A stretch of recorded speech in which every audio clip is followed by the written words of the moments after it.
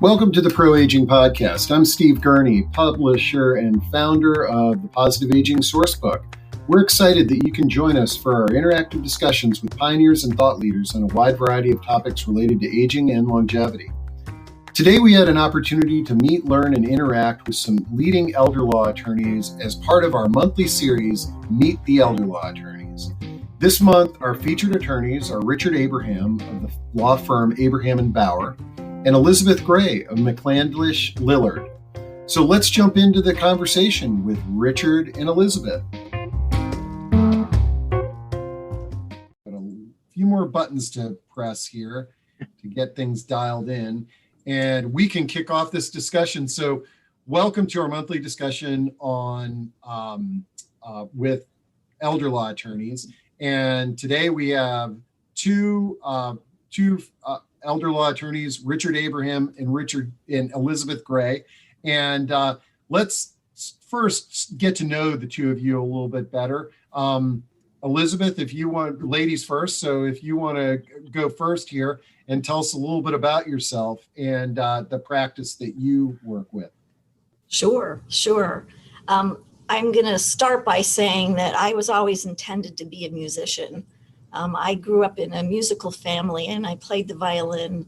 When I went to college, I got into the Binghamton Symphony and the BC Pops orchestras and decided that was not the life for me. It's a hard life. So I decided to become a paralegal after I graduated from college.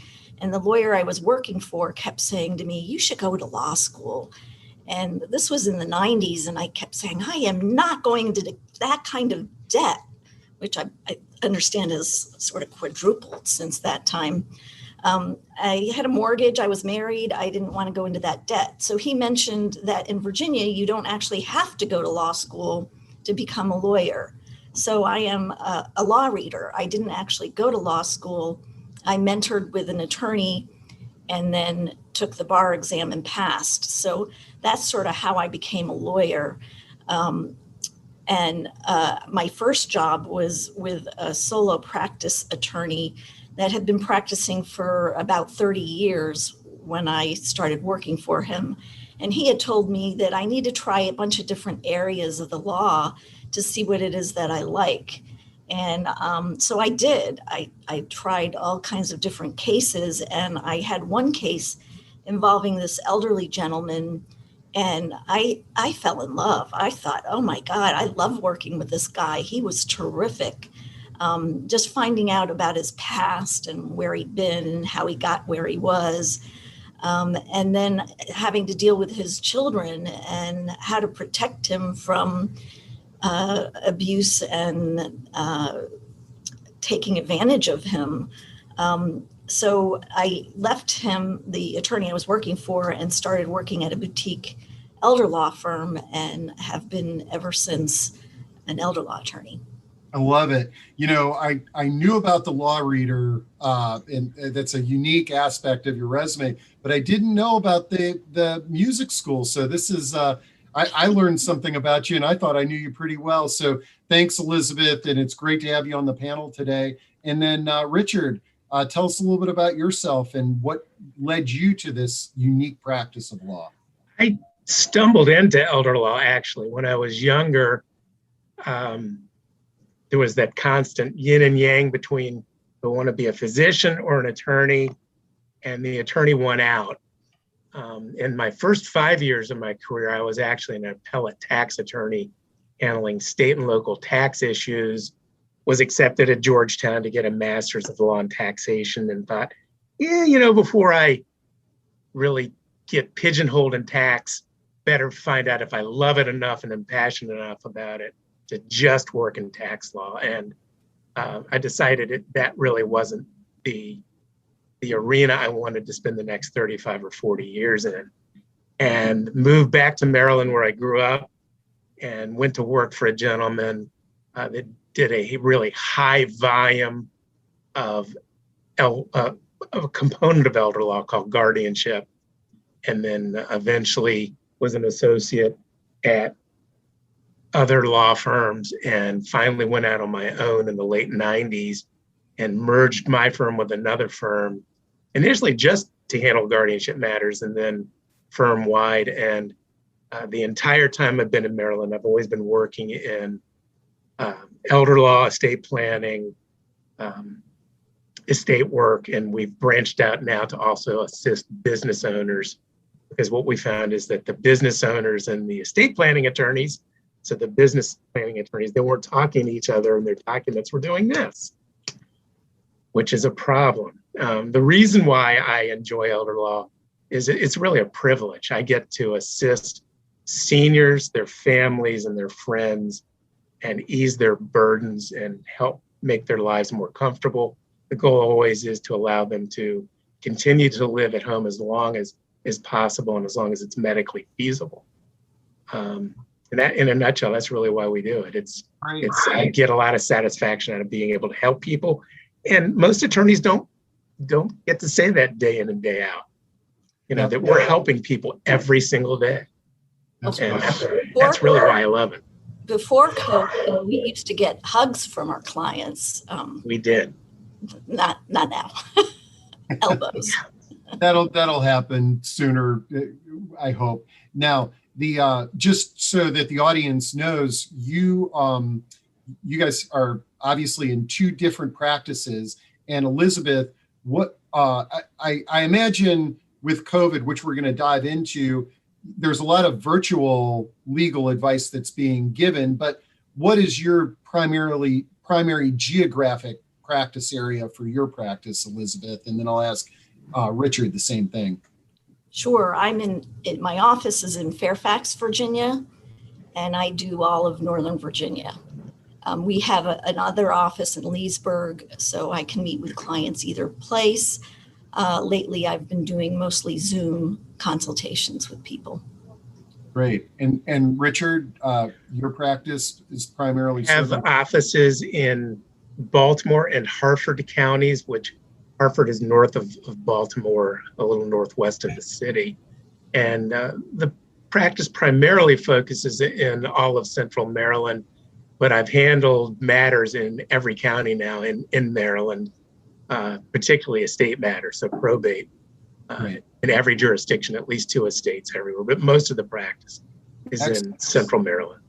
Great. Excellent. Okay. So we've already got questions that are coming in, and we've got those that one list or audience member's question that came in before the event even started. But I want to kind of just dive into talking about COVID a little bit and how that's changed both of your professions and practice. I know Elizabeth, you mentioned no more hugs, but also some guidance for our audience on this post-COVID world and some things that may have changed in relation to the profession of elder law. Elizabeth, you want to go first on that? Sure. So one of the most significant changes that I've seen are the uptick in guardianships. Before COVID, my practice sort of goes in waves of estate planning, special needs, elder law, but lately I have had an enormous amount of married people where one of the spouses is incapacitated and never executed estate planning documents. So there's no power of attorney, no advance medical directive. And I think prior to COVID, the spouse that didn't have any issues was able to cover for this spouse. But because of isolation and not having the supports in place before COVID, during COVID, the spouse without issues just can't hack it anymore. And so I'm getting calls from the spouse or the adult kids that this is a real issue and we don't know what to do. How about you, Richard? Any thoughts, or you care to kind of jump on that topic? Yeah, COVID really reinforced certain principles that we practice law by, and it's shown all of us that false notion that I may never become disabled, I'm never going to die, those are incorrect. It's shown us that the what ifs do in fact happen, and they can happen in the blink of an eye. And as a result, we're also seeing an uptick in guardianship. We're seeing a serious uptick in stressed out clients that need everything done yesterday. And we have loved ones calling in, I need to get power of attorney over my dad or an advanced healthcare directive. And, we'll try to talk to dad, and dad, unfortunately, is no longer competent. And we're seeing more and more of that. Our job is really to make those difficult conversations easier.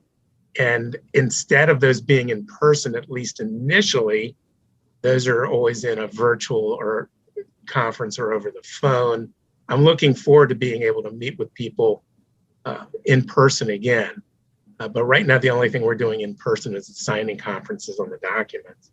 So it's changed the way we practice. Moving forward, if I could say, if I had one thing I could wave my magic wand in Maryland, Virginia, and across the nation, is that people wouldn't delay, they'd get their planning done. It wouldn't bother me a bit. I don't know about you, Elizabeth, if I never had to work on another guardianship, I do it as a favor to the citizens of Baltimore and Harford counties, but if I never had to see another one, it wouldn't bother. Yeah, they're not fun. Yeah, they're not fun for anyone. They're not economic, and they're very stressful for our clients, both monetarily expensive, time management expense, and then the actual emotional stress of, oh my God, I got to go to court.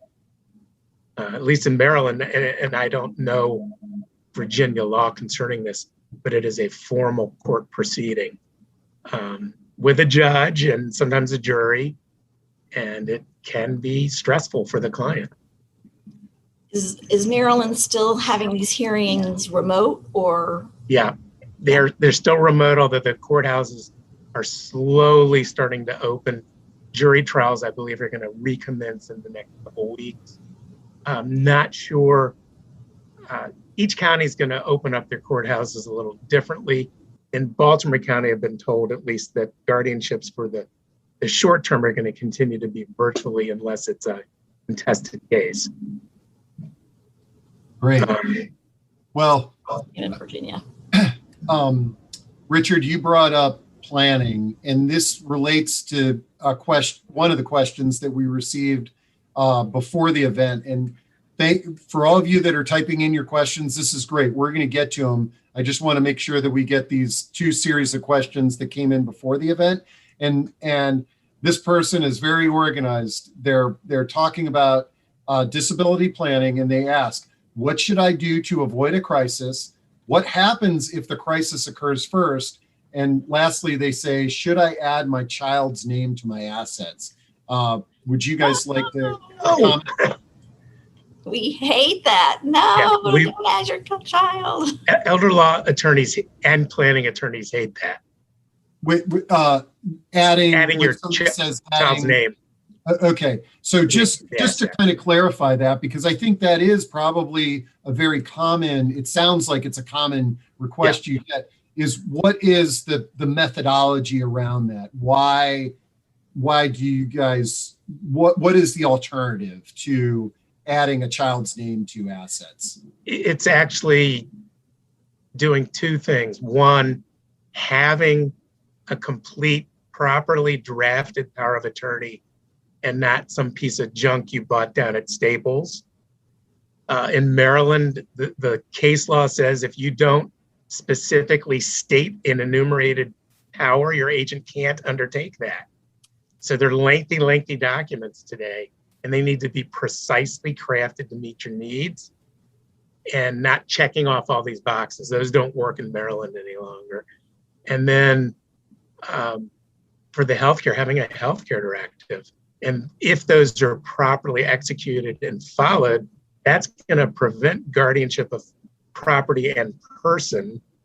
And then concerning adding a child's name to an asset, the better method is to add the child to your account as a power of attorney And then you could also put them on there as a beneficiary. The latter action would avoid probate, but if you put them on there as an owner, they own it with you. And I get these calls every year that I added my son to my bank account. He has a new girlfriend, and they took $6,000 and they're in Hawaii right now. What do I do? Mhm. And there really isn't a whole lot you can do. They're an owner. The bank can't deny them access. Or I added my son. My son was in a car accident, and the person he hit sued, won. The damages are over the policy limits, and now they're trying to take part of my account to satisfy the judgment. An owner means owner, and it's available to potentially pay your son's debt or your child's debt. It's available for them to do whatever they choose to do with it, and it does not save or shelter the asset from Medicaid. It's available to pay your cost of care in a nursing home. So Elizabeth, tell us about Virginia, please. Same exact thing in Virginia. Virginia we're part of the Uniform Power of Attorney statutes, and if it's not expressly provided for in the power of attorney, you can't do it. And we oftentimes have to do a guardianship because somebody downloaded a form and it doesn't do what they thought it should do. And that's always heartbreaking, because if they had just done it correctly before the parent had become incapacitated, we wouldn't be at this point where we're going to court and saying, look, they downloaded this power of attorney, it doesn't have X, Y, or Z in it, and now we need to get that power from the court. And then, like Richard said, with the adding the child to accounts or to property, the parent's making a gift for Medicaid purposes in a lot of instances, and it's subject to that child's creditors. And, what if they get divorced and that account gets brought in? It's just a bad idea. And then if you add a child to an account, like Richard said, they own it. And in Virginia, the presumption with real estate is that they own 50%. So Richard and I probably see the worst in people. We don't see the people that do the right things, but I can tell you we've seen some pretty horrific cases of children taking advantage of a parent naming them, putting their name on an account or on real estate.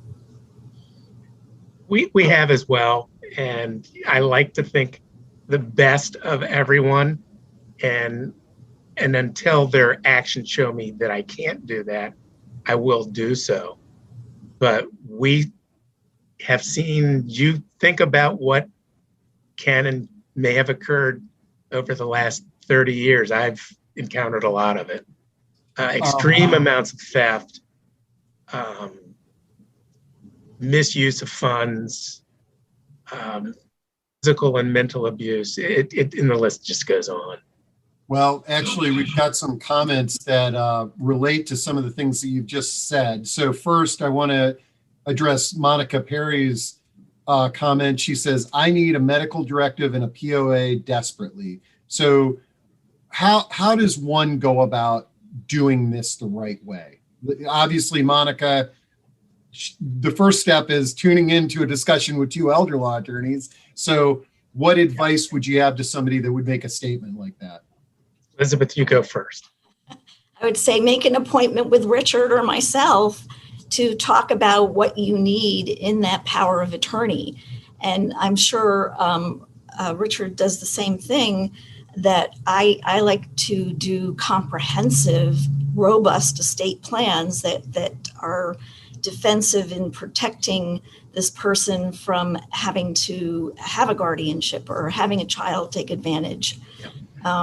So I would make an appointment, and we're going to need to see everything, what your estate consists of, because we're going to be providing you advice on those assets. So that's why we need to know that, what your family dynamics are, what your relationships are. We need to know all of that in order to help you make the right decision on what type of estate planning you need. Okay, and now because I know this question is going to come later. Okay. And you both can sort of comment on this, is like, because I talk to our readers every day, and it's sort of like, I can't afford an attorney. Attorneys are expensive. I've heard horrible stories about how expensive it is when I call a law firm.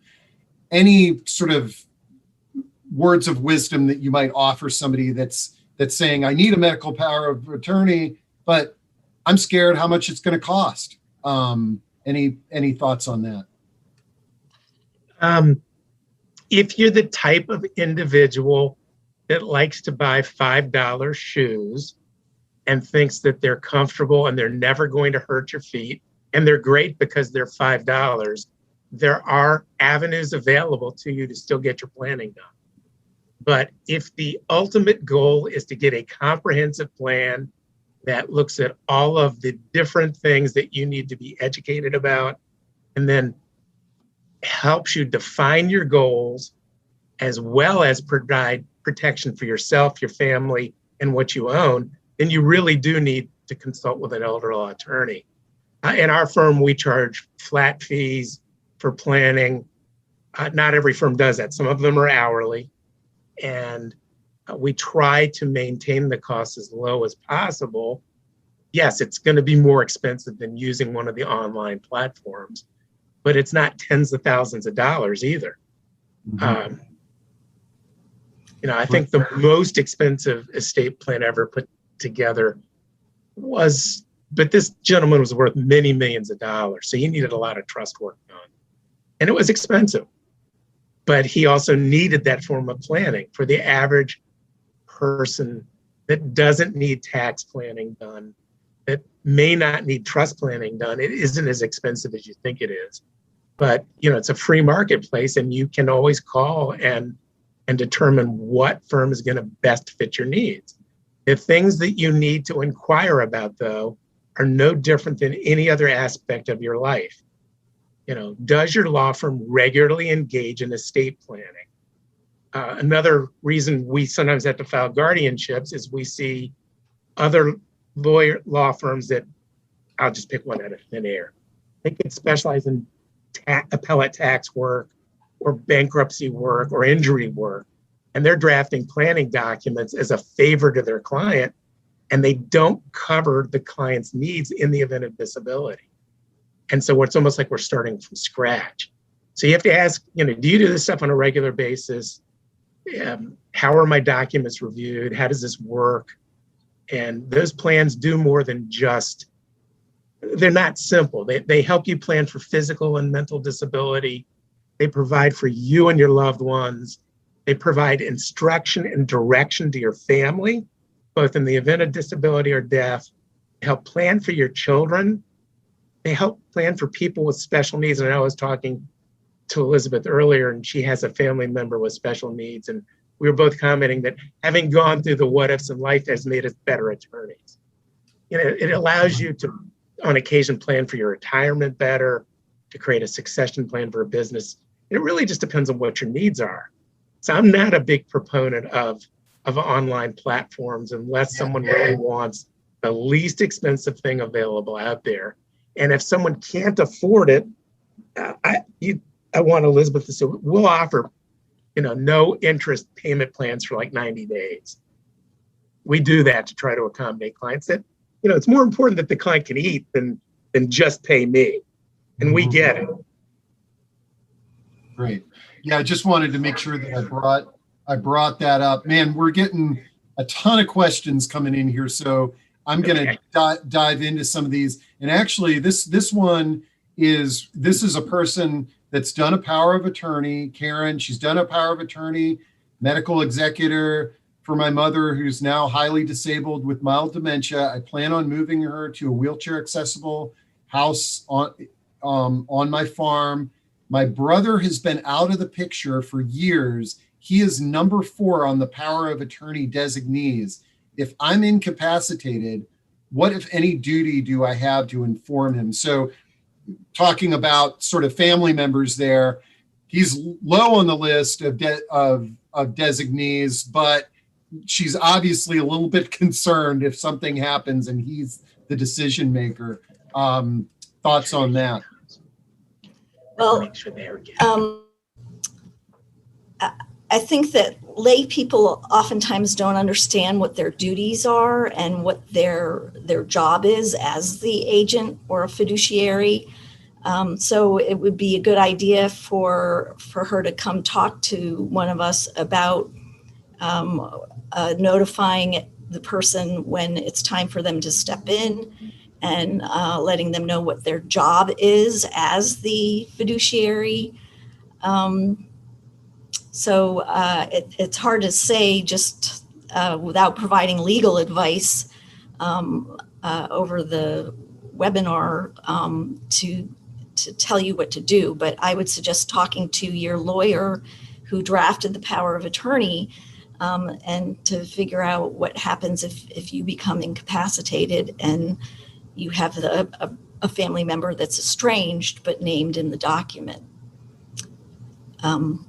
I am a big proponent of picking the right person for the right job. I don't know that enough non-elder law attorneys talk with their clients about who they're picking. I mean, why would you name somebody that's estranged as an agent with authority to make your financial decisions? But I'm still shocked by people naming adult children that are not good with money. I mean, if that child can't balance his or her own checkbook, believe me, they will not be able to balance your checkbook. And yet we see that all the time. And going back to Richard's comment about the price, I think that there are the Honda dealers and the Mercedes dealers of estate planning documents all over the place. And if you can't afford the Mercedes, well, you can probably find a good Honda that's just as good. But there was a recent Superior Court of Pennsylvania case regarding a power of attorney that somebody downloaded for his mother. It was a springing power of attorney. That means that it wasn't effective immediately.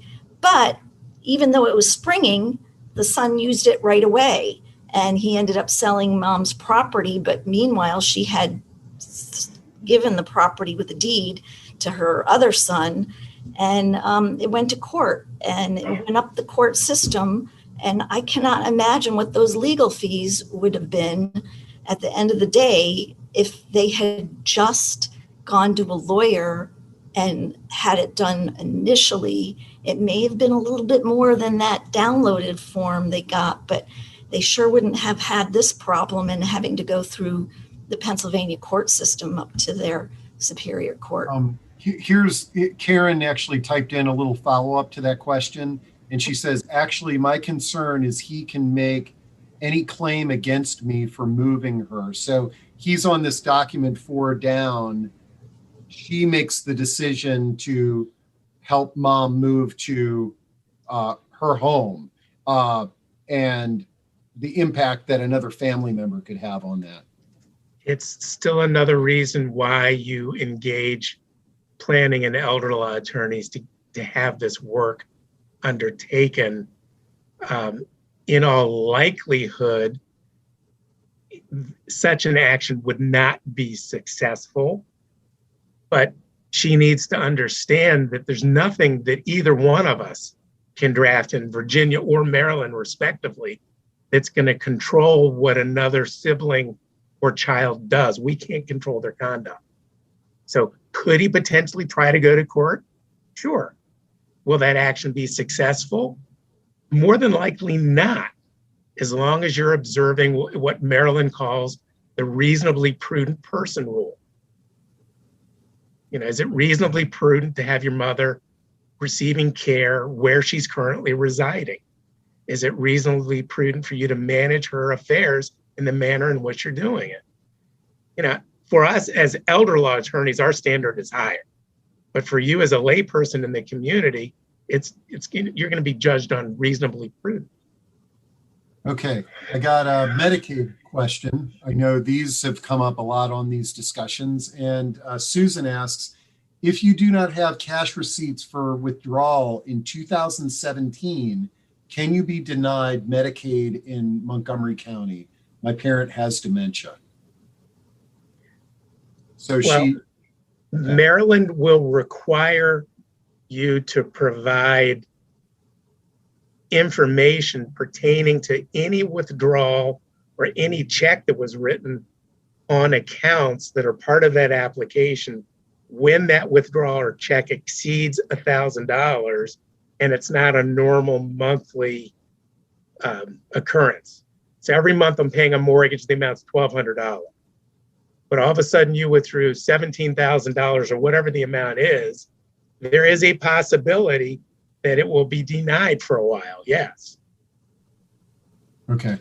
But without having all of the information under roof pertaining to that application, et cetera, it's really hard to answer that question precisely in a vacuum with just with a snippet of the information. But the simple answer is, yeah, there's a chance it's going to be denied. Okay. Remember that Medicaid can look back 5 years to see what you've done with your money in your estate. And they will. Okay. And then this is a question from Ken Silverstein. There's a lot of, we do have people that are, you can see by the questions, people that are planning for themselves, but we have a lot of professionals that are on these calls that are trying to partner with elder law attorneys like you. And it says, how receptive are you to providers reaching out to you or even just dropping information by your office? Or how do you prefer to be contacted to establish a connection with a referral source? You know, just your personal preferences. Well, now that we're in COVID and I have not been fully vaccinated yet, I would prefer the drop off or a Zoom meet and greet. But in the old days, oftentimes we would go grab a cup of coffee over at Starbucks with somebody to meet them and learn a little bit more about how they practice. For me, it is exactly what Elizabeth said. I have been fully vaccinated, but it's to keep the staff in the office safe and to keep that individual safe. We would prefer a Zoom meeting right now. In the old days, 2 whole years ago, we would do a meet and greet at a mutually convenient spot and have a cup of coffee. But it's got to be a good match in terms of the philosophy of practice. So I'm not against meeting with anyone, but I also will or will not hesitate. I misspoke. I will not hesitate. So I will tell you if I think it's a good match or not. Great, great. Because the personalities and the way we practice as elder law attorneys and the way some other professionals practice in their own industries can vary and be different. And we have a slightly different standard that we have to adhere to. Let's see. This is actually, Martha Cooper has a good question that I had too, is what role does the jury play in a guardianship case? You had mentioned earlier that there were juries involved, and I didn't realize there were juries either. I've had one jury trial. I've also gone and sat in on another one in a guardianship. And the role of the jury is they're replacing the judge, and they become the person that is going to decide whether that person is disabled or not. So whether the alleged disabled needs to have a guardian appointed or not, they're stepping in and becoming the trier of fact, so to speak.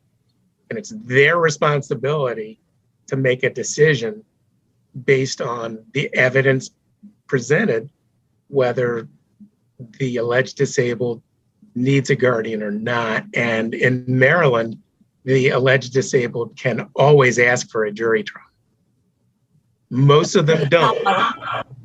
Pardon? Richard, is it automatic when you file a guardianship petition that you will have a jury trial, or you have to specifically ask for it? It's asked for, but it is automatic. If I'm court-appointed counsel, so the attorney that the court appoints to represent the disabled adult, I have to waive their right to a jury trial during the hearing. Okay.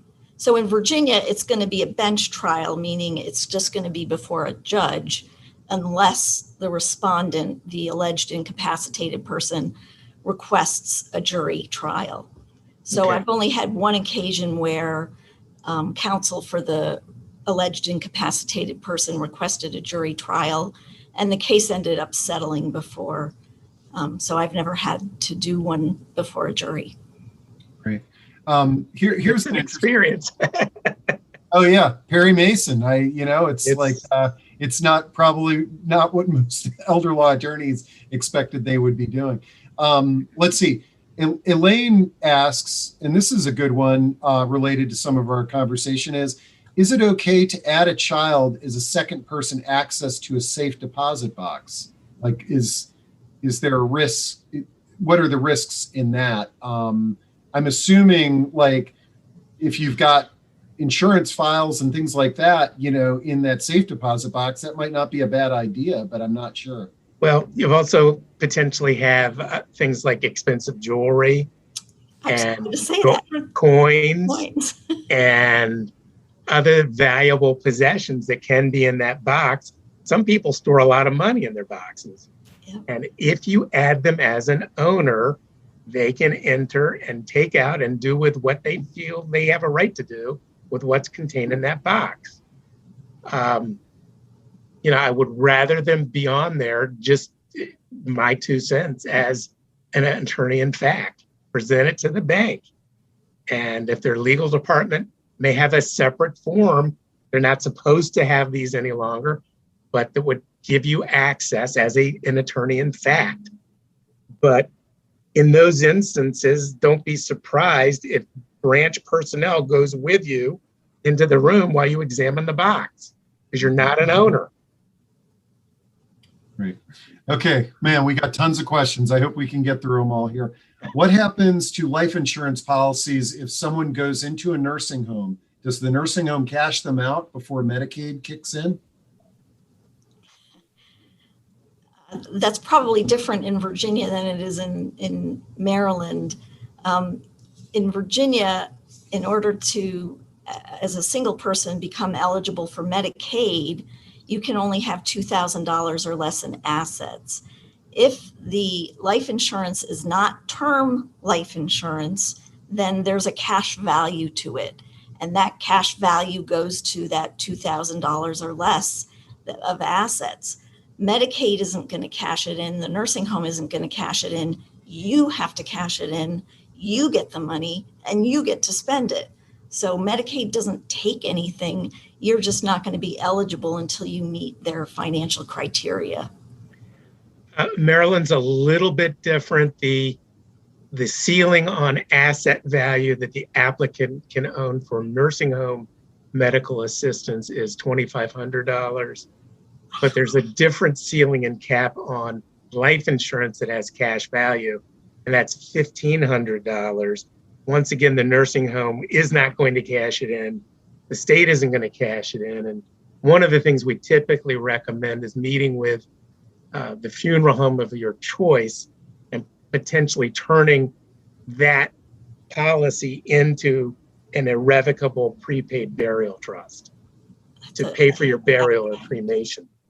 But if you leave it as let's say it has a $10,000 cash value, you're, as the applicant, and let's say you're single, you're going to be over scale, which means you have too much resource value available that's allowed to be used to pay for your care, and you will not receive benefits for a period of time until you've spent that money properly.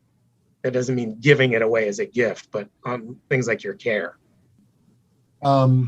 Jan Call asks, in real estate, is a transfer on death deed a good idea? It depends. Richard, do you want to take this one? Sure. In Maryland, one of the forms of planning we do is it's called a life estate deed. And there are two types, with and without powers.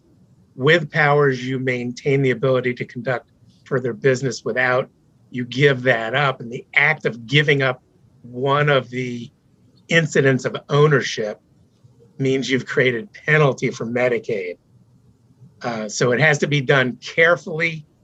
It can be done as purely a mechanism of estate planning to avoid probate on the real estate. but it has to be done as a component of an overall plan to ensure your needs and your goals are met. So I don't endorse just randomly creating what is in effect a beneficiary on your house without knowing the pluses and minuses, the positives and negatives of doing that, which once again is why you consult with a planning and elder law attorney. I know we keep beating our drum about that, but these questions are really illustrating that these are not simple matters that the people that are typing in, and there aren't simple answers. These are complex.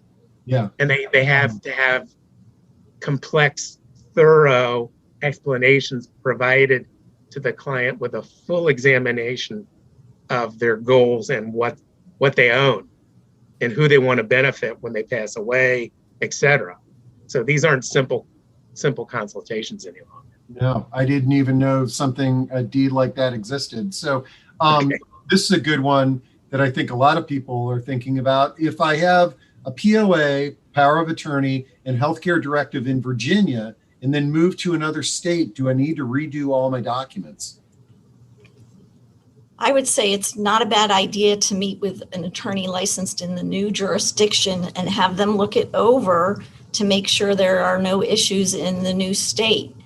I do that all the time. And if I see the power of attorney and I think it's going to be perfectly okay here in Virginia, I'm happy to say that and save the client a lot of money and expense. But if it's not, then I'm going to recommend that it get redone.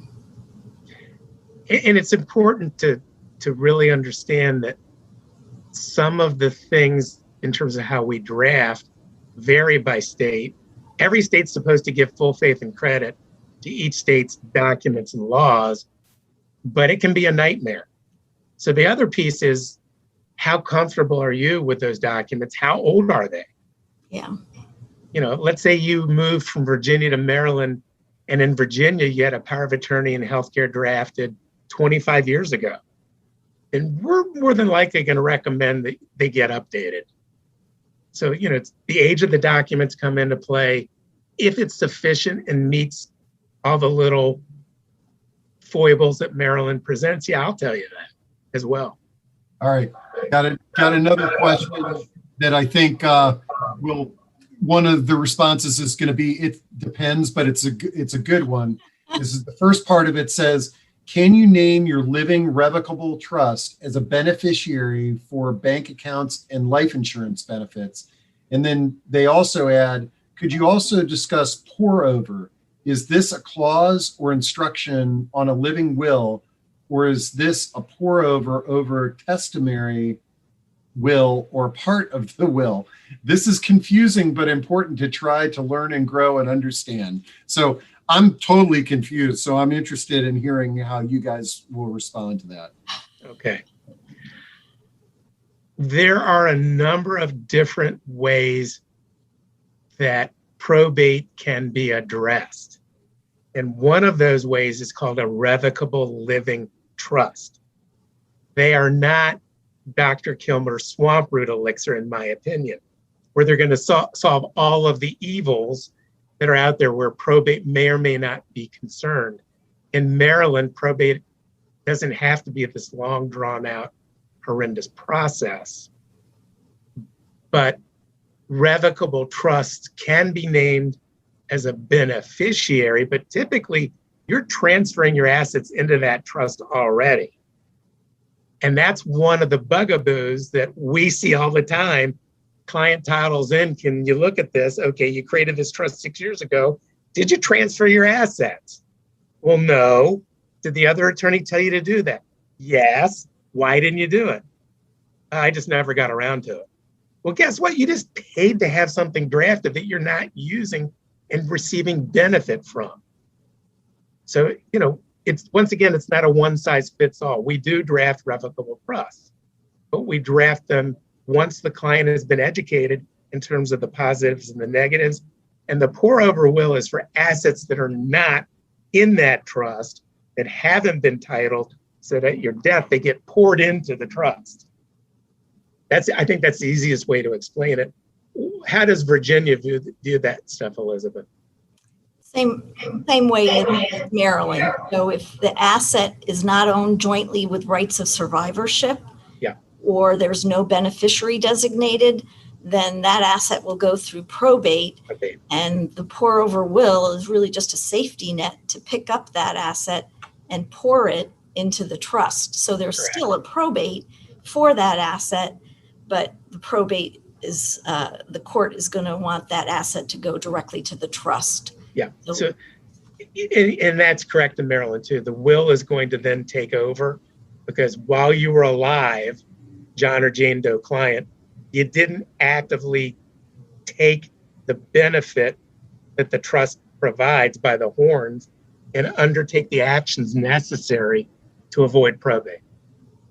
And then that's called trust funding. And it's a huge part of what I see elder law attorneys do a better job in explaining to the clients how to do the funding, how to get those assets in there, and trying to make sure it gets done. It's a royal pain in the neck. Clients don't want to do it. It's a royal pain in the neck, but almost every state has them. Some states, probate is a nightmare. You know, like California and Florida, probate is a nightmare. But it's not in Maryland, and I haven't heard horrible things coming out of Virginia either. It's not a horrible thing in Virginia. It just takes time and costs money. Yeah. It does here too. So interesting. We got a few questions related to debt. I'm going to try to consolidate them here. Okay.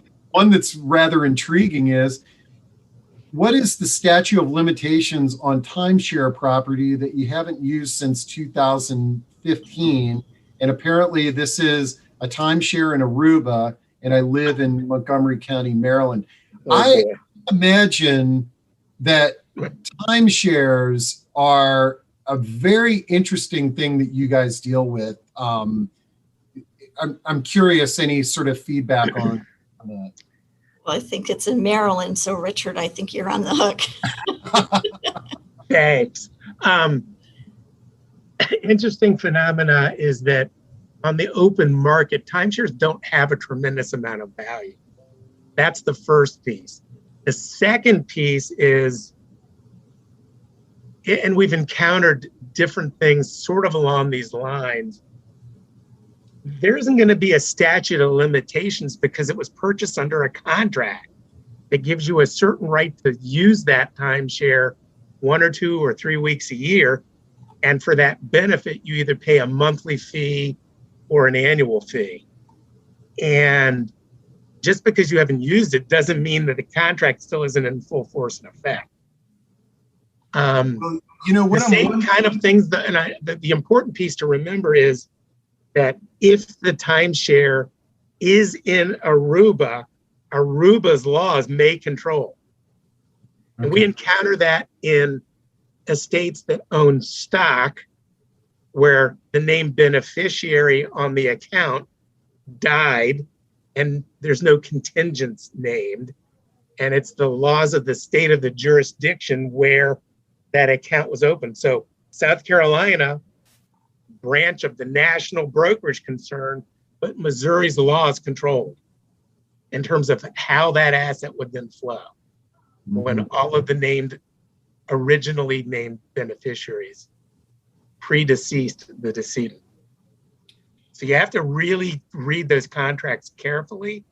And my advice to you is to read it. It probably has a clause in there that says if there's a disagreement, this is how that disagreement has to be handled, and you're going to need to undertake that action. It may be mediation. You may need to hire counsel in Aruba. I don't know. Yeah, and I imagine a lot of these timeshares are being passed on to the next generation, and so the estate might be obligated to the terms of those contracts after somebody passes away. This kind of ties in. This is another sort of obligation. It says if a parent has a parent plus loan and they pass away, is the adult child or surviving spouse responsible for the loan? So, you know, when we talk about passing on our estates, we oftentimes think of passing on this pot of gold, but we all have debts, or many of us have debts, and those may be kind of shocking to the heirs that are being passed on. I've never heard of a Parent Plus loan before, so I don't really know what that is. Neither have I. If you, I wonder if it's like a student loan where it's the They've parent. co-signed.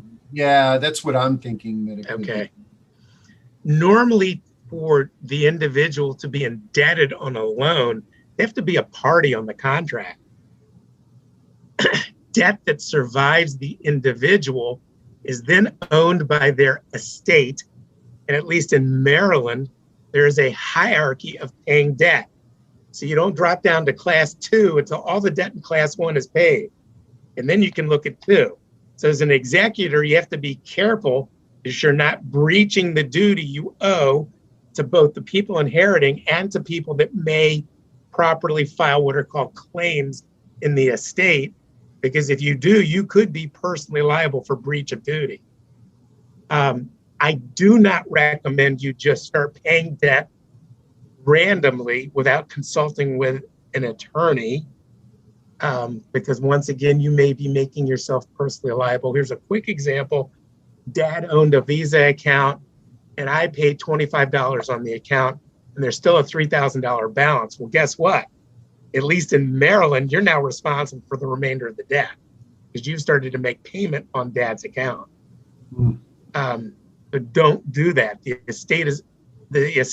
Dad's estate now owns his debt. He died. Okay. All right. Let's see. We're nearing the top of the hour. I think this is a good question to kind of wrap things up on. It says, can you explain the difference between trust-based estate plan and a will-based estate plan? Can you change from one to another if the life circumstances change or the assets change? well, I don't know that you would necessarily want to change from one to the other, but a trust-based estate plan means that your main vehicle for transferring assets at your death is the trust rather than the probate and through the will. And it's a better option. Like Richard said, a trust avoids probate.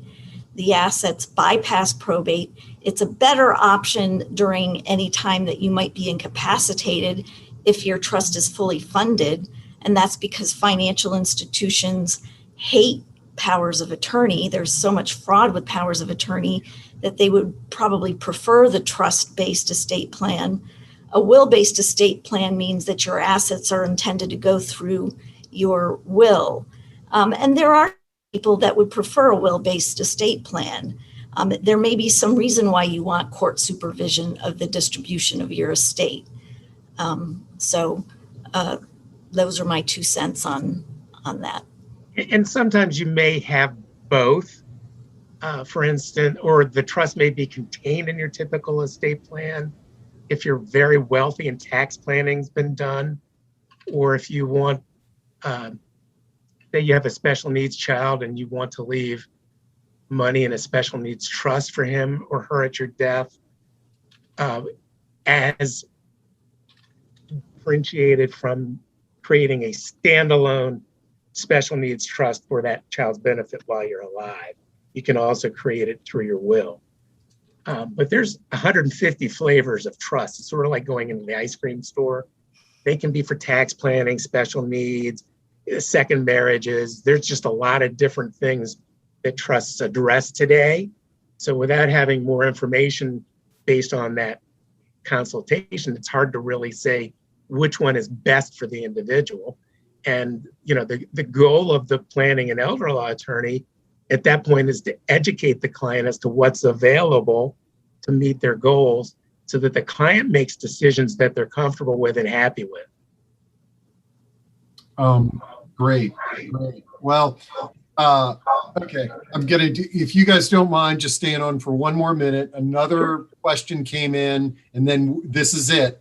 No more. Whenever I say it's the last question, people start typing. But this one says, after a divorce, if the court transfers debt to the other spouse, how does that play out when creditors come after the spouse who courts have decided does not own the debt. Kind of a confusing one there. You need to go back to your divorce attorney and discuss that, to be honest. I don't know the answer to that, and I don't even want to venture a guess because it wouldn't be fair to whoever asked the question. But this is another really good example that law today has become very boutiqued and specialized because it is so complex. Yeah. You know, the day of opening the phone book and picking a lawyer that works he or she in 98 areas of law, that's pretty much over, even in smaller communities. And it's why it's so important to ask those questions. What areas of law do you work in and day out? Yeah. So please do yourself a favor. Do you know the answer, Elizabeth? Because I just don't. I don't, but I started out doing domestic relations, and my recollection is that lots of times when the court moves debt to one spouse or the other, you're just indemnifying the spouse or agreeing that if a claim arises, you will step in and do something. And so it doesn't really relieve you of this issue of who's going to pay this debt when the creditor comes calling. And lots of times you're signing something that you're jointly and severally liable on this debt. And that means they can go over whoever they want. Sure. So, and I think that's a logical, really good answer because, you know, typically courts aren't going to rewrite a contract. That's something that makes judges' skin crawl. Yeah. We're not going to do that. You entered into the contract, you're bound by the terms. You may have a separation agreement that says the wife pays this debt, the husband pays this debt. We're going to say that our court order is taking notice of that separation agreement. But at the end of the day, you both signed the contract, and that creditor can more than likely seek payment from both of you. But you still should talk to your divorce attorney. Yeah. And more than likely, but it's one of these agreements that we signed that didn't realize what was spilled out in it, you know, until you're put in a situation like that. Well, this has been great. I love these discussions, and the two of you are great together and really have some great energy. Just for everybody in the audience, I know people have another Zoom meeting to get to, but we do record this. We record it to podcast. I'll follow up with everybody with contact information for both Elizabeth and Richard if you'd like to reach out to either one of them. And I want to thank you for spending time with us today, and look forward to seeing you and our audience out there. Thanks for inviting me, Steve. Yeah. I really appreciate it. I had fun. It was fun. Thank you. Nice meeting you, Elizabeth. Nice meeting you, Richard. Take care. Take care. Bye-bye.